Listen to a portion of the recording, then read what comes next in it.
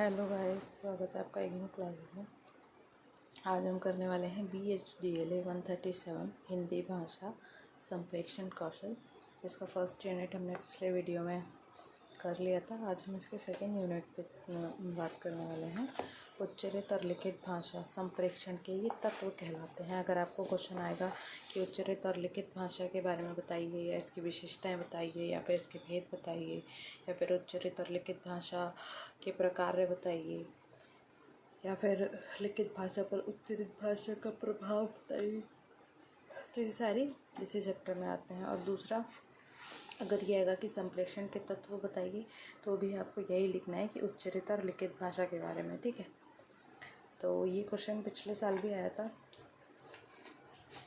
पिछले साल भी इस चैप्टर में से 3 क्वेश्चन आए थे। ठीक है, पहला क्वेश्चन था उच्चरित और लिखित भाषा की विशेषताएं, 20 मार्क्स में आया था।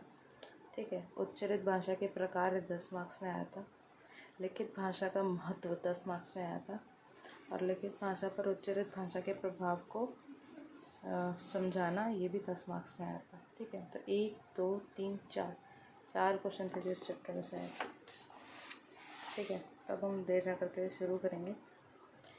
तो उच्चरित भाषा की प्रकृति कैसी होती है, सबसे पहले उच्चरित भाषा के बारे में बात करते हैं।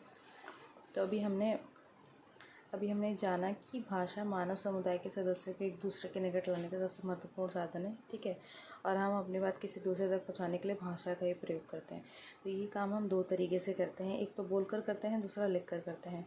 तो उच्चरित भाषा के माध्यम से जो हम पहुँचाते हैं ना, बोल करके, उसे उच्चरित माध्यम कहा जाता है, उच्चरित भाषा कहा जाती है। उच्चरित रूप के माध्यम से संप्रेषण के लिए ज़रूरी है कि जो सुनने वाला श्रोता हो वो हमारे सामने हो। जैसे कि समाज में एक सच्चाई है कि उच्चरित भाषा का अस्तित्व समाज के लिए अनिवार्य है, मतलब बहुत ज़रूरी है।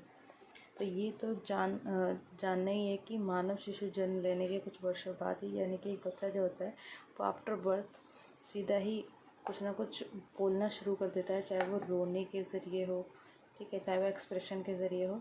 तो भाषा के उच्चरित रूप को वो अपने परिवार, परिवेश और समाज से धीरे धीरे एक्वायर करना शुरू कर देता है।